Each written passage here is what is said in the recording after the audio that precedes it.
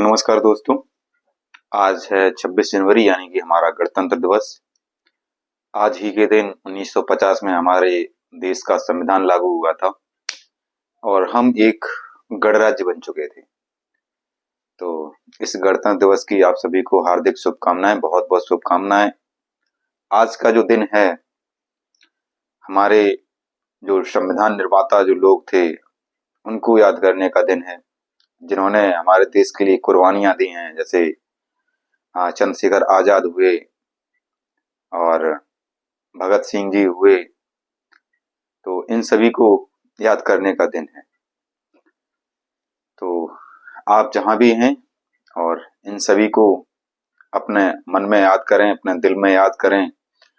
इनकी जो देश के प्रति सहानुभूति रही है, देश के प्रति इन्होंने जो चीजें की हैं, उनको याद करें। चलिए फिलहाल देखते हैं हम एक्टिव वॉइस से पैसिव वॉइस की जो हमारी सीरीज चल रही थी, उसका आज हमारा ये पास्ट का परफेक्ट टेंस है। हम उन सब चीजों को देखते हुए भी पढ़ाई को करते हुए चलेंगे, क्योंकि देश के निर्माण में, राष्ट्र निर्माण में शिक्षा बहुत जरूरी है। किसी भी देश का निर्माण अच्छे से तब हो सकता है जब उसकी शिक्षा व्यवस्था अच्छी हो।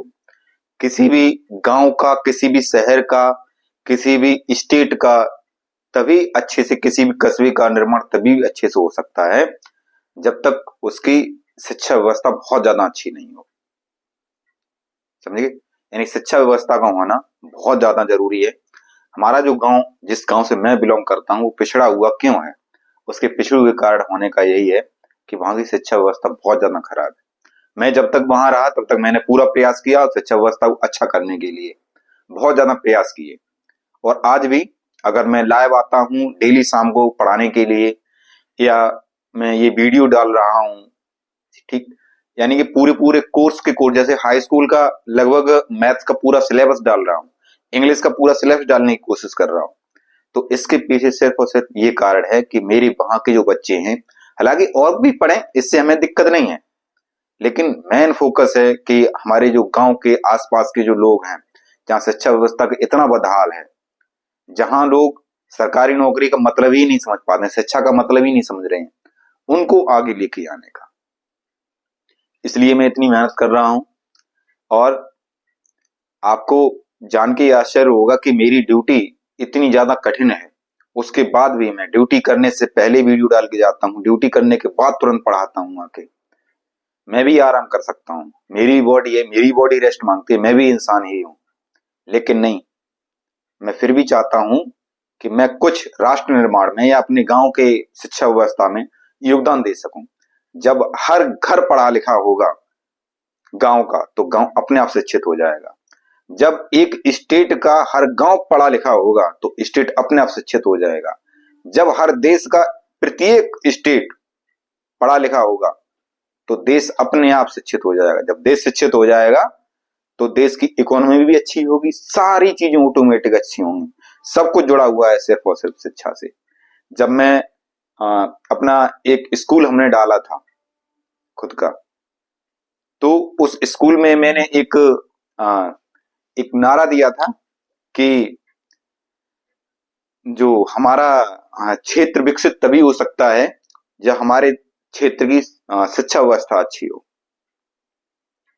तो शिक्षा व्यवस्था अच्छी करने के लिए, देश के निर्माण में योगदान देने के लिए, कई जो हमारे जो लोग पहले थे आजादी से पहले, जिन्होंने अपनी जान तक की कुर्बानी देकर के देश के निर्माण में योगदान दिया, तो आज मैं थोड़ी सी परेशान होकर के देश में निर्माण जरूर दे सकता हूँ, देश के निर्माण के योगदान में जरूर अपना योगदान दे सकता हूँ। तो चलिए देखते हैं एक्टिव वॉइस से पैसिव वॉइस को।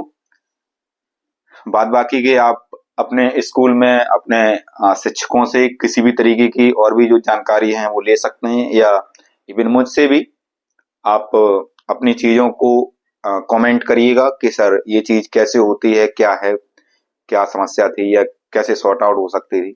तो जितनी जानकारी मुझे होगी वो आपको दी जाएगी, ठीक।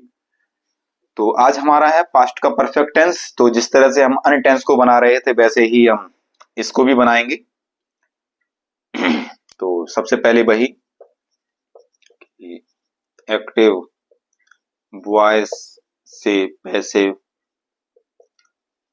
वॉइस में बदलने के नियम। ठीक, देखिए क्या क्या नियम है इसके। वही नियम है। पहला नियम है, सर्वप्रथम कर्म को कर्ता बनाओ। सर्वप्रथम कर्म को कर्ता बनाओ। नंबर 2, इस नए कर्ता के अनुसार, इस नए कर्ता के अनुसार आगे वाले टेंस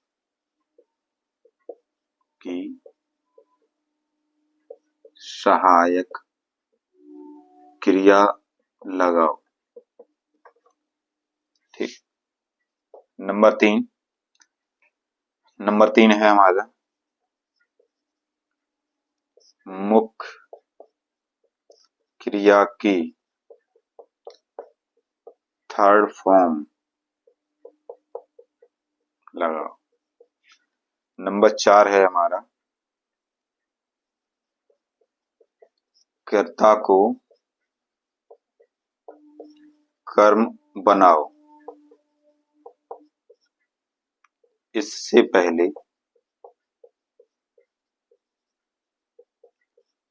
पहले वाई लगाओ। ठीक है। तो ये जो सभी के 4 नियम होते थे, वैसे ही इसके भी 4 नियम है। एक बार आप इसका स्क्रीनशॉट लीजिए, उसके बाद में इसकी करवाते हैं प्रैक्टिस। चलिए 3 हमने सिंपल सेंटेंस लिखे हैं जिनका हमें पैसिव से एक्टिव बनाना है। सॉरी, एक्टिव से पैसिव बनाना है, उल्टा बोल दिया। तो पहला है राम हैज प्लेड क्रिकेट। ठीक। तो सबसे पहले हम क्रिकेट को क्या बनाएंगे, सब्जेक्ट बनाएंगे। तो ये आ जाएगा क्रिकेट, और आगे टेंस सके लगाने हैं। आगे वाले टेंस सके क्या होती है, हैड बीन। ठीक, क्रिकेट हैड बीन, और ये क्या हो जाएगा, प्लेड का। तो प्लेड, क्योंकि इसमें थर्ड फॉर्म लगी ही मिलेगी। जितने परफेक्टिव टेंस मिलेंगे उनमें सभी में हेल्पिंग वर्ब, वो थर्ड फॉर्म जो है मैन वर्ब की लगी हुई मिलेगी आपको।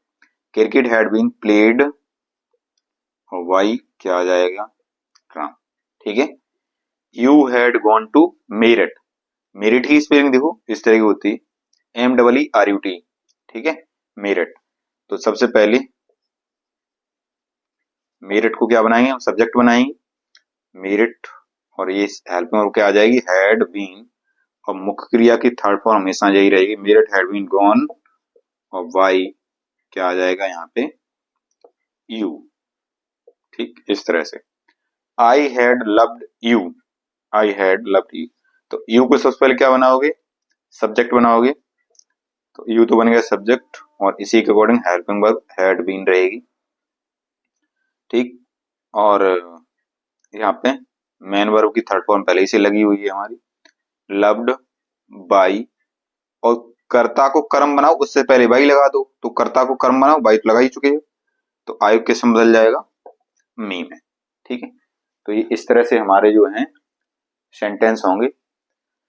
चलिए एक बार आप इसका लीजिए स्क्रीनशॉट, उसके बाद चलते हैं फिर और आगे। चलिए अगले कुछ हमने नेगेटिव सेंटेंस लिए हैं, जैसे राम हैड नॉट नॉन मी। तो मी को सबसे पहले क्या बनाओगे, सब्जेक्ट। तो सब्जेक्ट मी का क्या आ जाएगा, यानी कि हम बना रहे हैं क्या, पैसे। ठीक है। तो मी को बदलने किस में, आई में। अब इसके अकॉर्डिंग हमारी लगेगी हैड बीन। ठीक है। आई हैड, सॉरी यहाँ पे नॉट भी है, तो पहले नॉट लगाओगे बीच में। ठीक है। I had not been, know की थर्ड फॉर्म होती है नॉन, सॉरी, तो थर्ड फॉर्म इसमें लगी हुई है पहले नॉन, और बाई क्या आ जाएगा यहाँ पे, राम। ठीक है। You had not gone to Moradabad. तो देख लो मुरादाबाद की स्पेलिंग MO होती है, मुर्दाबाद। ठीक है। तो मुरादाबाद सबसे पहले इसको बनाया हमने सब्जेक्ट, और यहाँ पे क्या आ गया, had not been gone by you का तो ऑब्जेक्टिव केस भी यू ही रहता है। They had not written a book, तो ये क्या हो जाएगा, a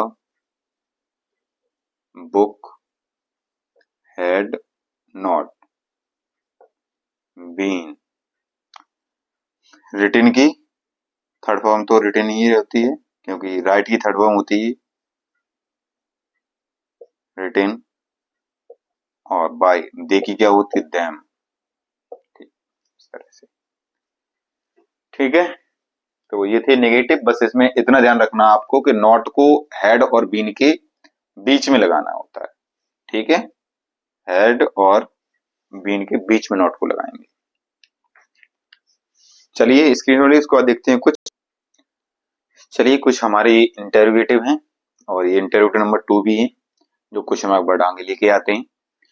had the poet written a poem, क्या क्या कवि एक कविता लिख चुका था, सॉरी।